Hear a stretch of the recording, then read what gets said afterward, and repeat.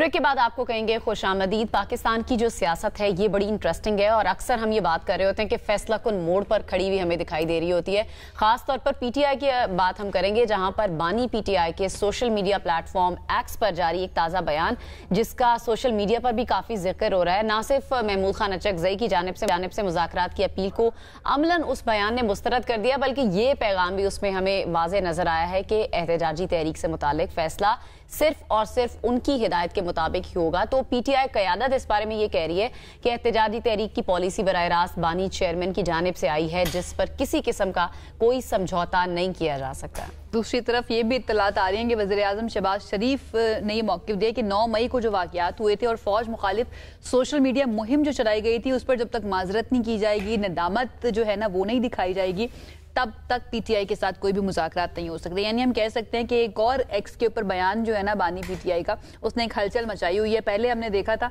कि जो पीटीआई के कुछ फॉर्मर लीडर्स हैं उनकी तरफ से कोशिश की जाई थी, स्पेशली जो कोट लखपत जेल के अंदर बंद है, उनकी तरफ से कोशिश की जा रही थी कि भाई मुज़ाकरात होने चाहिए, उनको मना कर दिया गया। उसके बाद अब जो इनके इत्तेहादी हैं अचकजई साहब, महमूद खान अचकजई साहब, उनकी तरफ से जो कोशिशें की जा रही थी अब उनको भी रद्द कर दिया गया बानी पीटीआई की जानिब से। तो अब होगा क्या एहतजाज ही होगा या फिर मुज़ाकरात भी कुछ ना कुछ चलते रहेंगे बैकडोर? ये जानने की कोशिश करते हैं। पीटीआई के सीनियर रहनुमा है शौकत यूसुफजई साहब, आफ्टर टाइम उन्होंने हमें ज्वाइन किया, उनसे बात करते हैं इस बारे में। शौकत साहब, थैंक यू सो मच हमें ज्वाइन करने के लिए। सबसे पहले क्या हम समझे कि मुज़ाकरात का रास्ता मुकम्मल तौर पर बंद है इस नए बयान के बाद?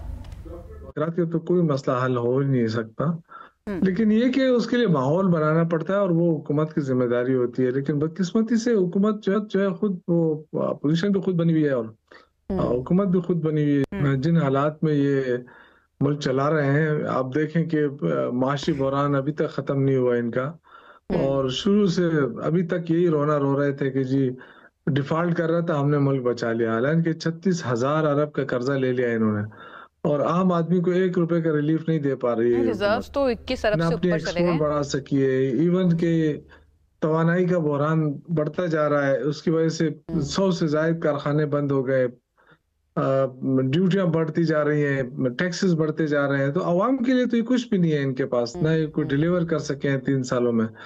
तो अब इनके पास कोई जवाब नहीं है और सिर्फ इन्हें एक काम इन्होंने बस रखा हुआ है कि जी पीटीआई को दीवार से लगाओ, पीटीआई को खराब करो। तो आई थिंक कि अब सोचना पड़ेगा इनको कि अगर ये मुज़ाकरात का रास्ता इख्तियार नहीं करते तो डेफिनेटली हमारे पास क्या रास्ता होगा? हमारे पास फिर यही एक रास्ता होगा कि आवाम सड़कों पे निकले। शौकत साहब, मसला ये है ना, आप कह रहे हैं कि ये हमें दीवार से लगा रहे हैं, लेकिन आपकी पार्टी के अंदर ही जो इख्तलाफात हैं वो भी काफी ज्यादा हैं। पीटीआई ने खुद भी कोई कसर नहीं छोड़ी है, खुद भी नहीं छोड़ी है। तो आप इस पे थोड़ा सा कोई, मैं चाहूंगी कमेंट कर दें कि एक तरफ कुछ लोग ऐसे हैं, जिस तरह आयशा ने बात की कि असीरान जो हैं कोट लखपत जेल के, वो चाहते हैं कि मुज़ाकरात हो जाएं, कुछ जो लोग हैं वो एहतजाज की तरफ आ रहे हैं। तो ये इख्तलाफात को आप किस तरह से देख रहे हैं? हुकूमत जो है वो माहौल नहीं बना रही है जो जिसमें मुज़ाकरात किए जा सकते हैं। मुसलसल इंतकामी कार्रवाइयां हो रही हैं, लीडर्स को के खिलाफ सजाएं सुनाई जा रही हैं। हम मुज़ाकरात की बात करते हैं तो वो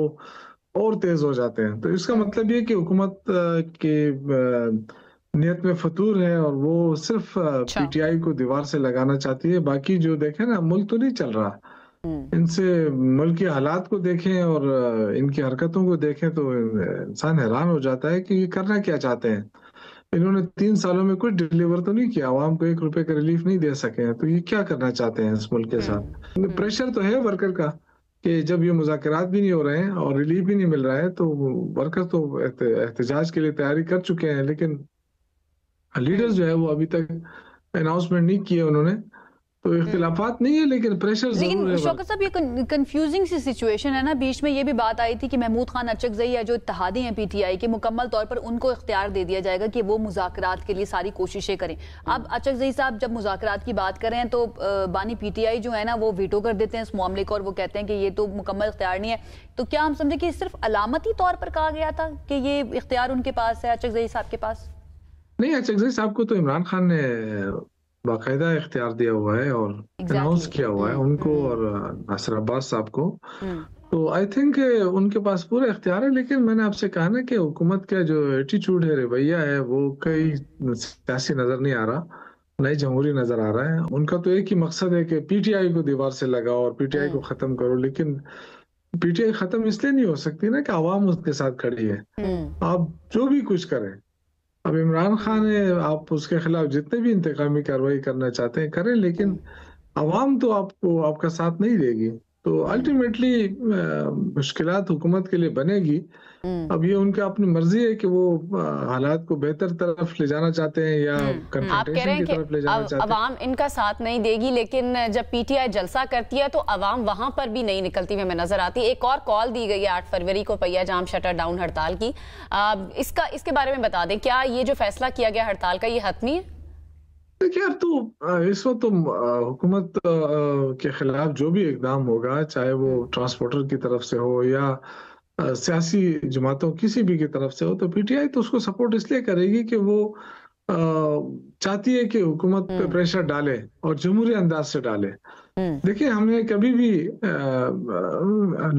कानून को हाथ में नहीं लिया, लेकिन हुकूमत ने हमेशा हमारे पुरअमन एहतजाज के ऊपर ताकत का इस्तेमाल किया है। तो आई थिंक हुकूमत को अभी अपना रवैये में तब्दीली लानी पड़ेगी। देखिए, अपोजिशन का हक होता है एहतजाज करना, हुकूमत का काम है कि उनकी बात सुनना, लेकिन अभी तक हुकूमत जो है वो इतने नालायक लोगों के पास है कि वो पुरअमन एहतजाज को भी वो बाकायदा एक ऐसा माहौल दे देती है कि जिससे आप 26 नवंबर जैसे वाकयात, लोगों को स्ट्रेट गोलियां मारी गई। तो इस तरह तो सियासत नहीं होती है।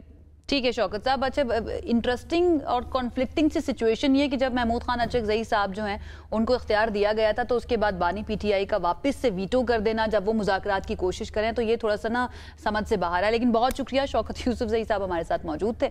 अब हमें जाना है एक ब्रेक की तरफ। ब्रेक से जब हम वापस आएंगे तो बहुत ही इंटरेस्टिंग एक टॉपिक है जो आपके और मेरे लिए एज ए ह्यूमन बीइंग बड़ा इंपॉर्टेंट है, उस पर बात करेंगे ब्रेक के बाद। हमारे साथ रहिए।